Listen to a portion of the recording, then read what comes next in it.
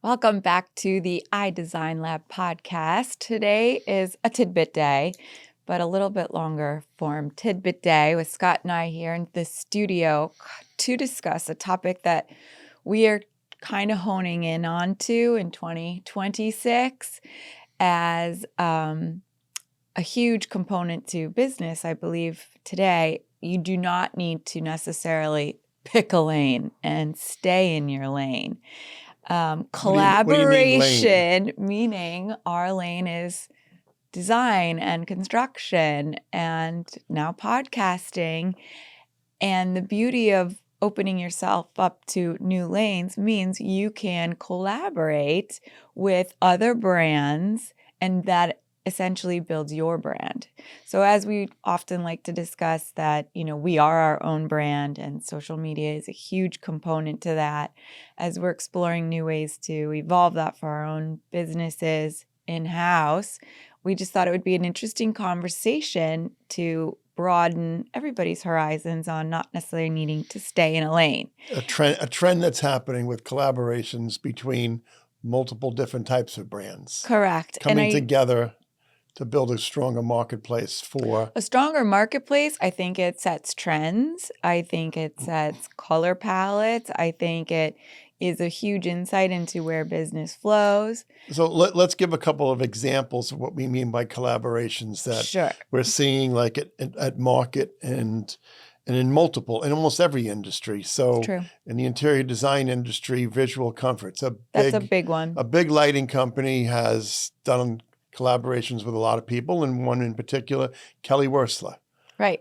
And we got to see firsthand that, a Kelly Wearstler visit to the Visual Comfort showroom was created a huge line of people, hundreds lining up to meet her and see her collaborations and her designs that she's partnered with Visual Comforts, which creates a lot of new business for Visual Comfort, just like Four Hands with an interior decorator, Amber Lewis. Right. And then you have...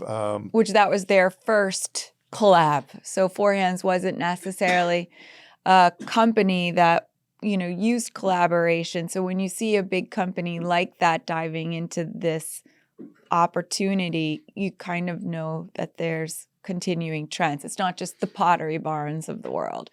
No, but you're even seeing with plumbing companies like Kohler. Plumbing, with all of the above. Literally, I mean, from wallpaper companies to the rug companies, and it's not going to stop. So brands aren't sitting on their own with their own designs, just kind of coming out saying, well, this is a Four Hands couch and this is Four Hands chairs, or this is Visual Comfort's lighting fixtures. Now they're kind of touting it with a personality or another brand, which is what? It's creating more trust, or it's borrowing trust from each other? I do think it's borrowing trust. I was actually going to just say that. I think that, you trust a brand for their quality, for their, customer service. And then you also seek a designer or a brand maker or a strategic partner. You seek those people out so that you kind of get to offer their expertise and their aesthetic or their vibe to, I hate to say the masses, but to the world. Which is basically what it's doing is it's tapping into a new audience. It is. So each brand, Kelly Wearstler's brand and the Visual Comforts brand, are tapping into each other's audiences to kind of cross-promote each other and both build each other. Totally. And the beauty that I've been witnessing is it's not a dilution of the brand either. It's really a way for these brands to tap into new markets. It could be offering it to a different, sex. It could be offering it to a different age group. There's just so many avenues that this collaboration is really revolutionizing. Right, but this change in design in the way in which people are marketing and running their businesses can really flow over to so many different industries. It's not just interior design, it's tech, it's beauty. I mean, even plumbing has this going on. It really could be in any industry, and it's something that everyone should be looking at who are running. If you're running a company, who can you collaborate with to grow your audience and Well, grow one your of the brand. social media stories I really enjoyed tagging along to, I guess is what we do through this voyeuristic life that we are now living. But so Aerin Lauder, who is a trusted source in beauty, as her family was, Estee Lauder. She's also created a very huge lifestyle brand, tastemaker brand. And, it started through beauty and that palette, and then it was carried through to, you're setting a bath vanity, where a woman does makeup. So it became aesthetic, so the surrounding where you sit and do your makeup every day.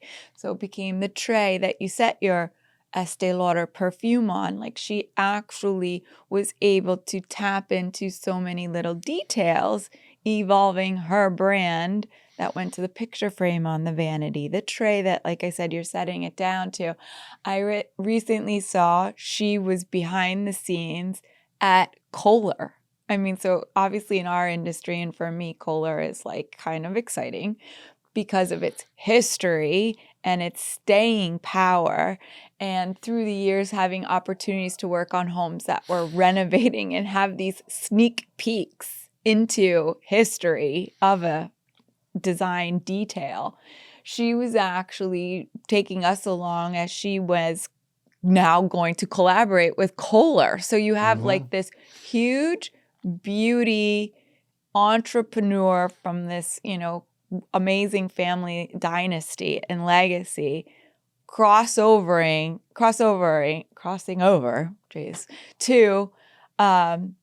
to plumbing. And I just feel like we get so, in this world of easy consumption and NAI and, these sometimes, architecturally void houses, that I really am totally in appreciation and support of really going back to archives and continuing to educate consumers on these design details, not only just for your home, but for your life. And I do think that this collaboration is key, moving forward. I don't think it's necessarily a new thing. It's obviously marketing, but where we are our own brand now, even we've had conversations creating our kids' brand, just starting things from the ground up. I believe that these collaborations are only going to be stronger. A lot of these collaborations, what they also generate in these days, now, is content, scrollability, and in the terms of being able to create a lot of interesting content on the collaborations that are then used for TikTok and Instagram. So it's one of the reasons why collaborations are growing also, because it does give all of that additional content that can be used for those short form, little scrollable videos and content. And one thing, living in South Florida as we do, it is a area where, there is a lot of traffic and people do come and go. It's a, a town, that area people like to visit. There's constant pop-ups. So which is a whole nother aspect that's almost like a collaboration, but it's a unique kind of collaboration. Collaboration where a brand doesn't go into its normal storefront with a 5-year, 2-year, 6-year lease, but it's popping up somewhere for a month or 2 weeks, which again becomes scrollability. I keep on using that word because it's more visual content for Instagram and TikTok, in the way in which a lot of these brands are popping up for a short period of time. And as I was doing some research and homework on, people that we do want to have on the podcast, there is a company that we purchased from called Society Social, which is a furniture company, smaller business, whimsical. As I was researching the couple, it's owned by a couple, and they are doing a pop-up shop in South Florida. Which creates urgency. It does. Creates, okay, we're only going to be here for a month in this really cool place. Come take some visual pictures, bring your family, bring your kids. Well, and as they're creating these pop-ups, they are becoming destinations. Right. And creating urgency. So it drives the consumer thinking, oh my God, I don't want to miss out on this. Let's go see this. So that kind of is lending to where industries get blurred a little bit. Whereas I started, you don't need to stay in your lane, which is exciting because that does keep things fresh.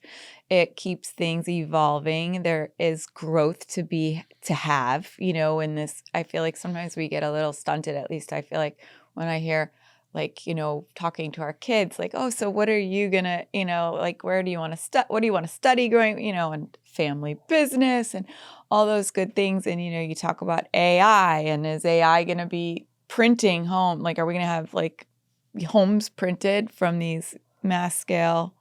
What is that? We saw this on the Sunday morning show, those 3D printing, Right. concrete. We don't want to allow that new function to dull our life. I want to create a platform where we support and continue to thrive with brands that really, focus on standing out, doing their thing, being creative, being innovative, but staying creative and not falling into a easy cookie cutter life. And I think that these collaborations, as they continue to evolve and continue to cross over, it just creates more lanes. And when one, even if a time span runs out, it's not a bad thing. I actually like that there is that consistency of, keeping it interesting and exciting, that this is only available for a short time. It keeps it fresh. It keeps innovation going. And I have a lot of appreciation for it. And I look forward to doing it ourselves as the future But it's an grows. aspect that anyone who's running a business, doesn't matter what the business is or they have a business, is there a collaboration that you can do that will help grow your business? Is there someone or another entity that you can somewhat team up with? Maybe it's just a short-term, team up, like a pop-up that creates an excitement and awareness for your business, either short-term or long-term. Or is there someone that you could partner with and bring in that's going to help elevate because of name recognition and so forth? And we do look forward to having feedback from, our listeners, and we do open up people to, chime in through social media themselves, through our website and other avenues, because we would love to collaborate. We would love to get feedback on other people's thoughts on collaboration and, where they... So anyone has any interesting collaborations or ideas they'd like to run by or pass by us, hit us up at curate@twinteriors.com. Sounds good to me. Yeah. So kind of wrap up our little collaboration today and exactly our thoughts pertaining to the subject. Thanks for tuning in to the iDesign Lab podcast.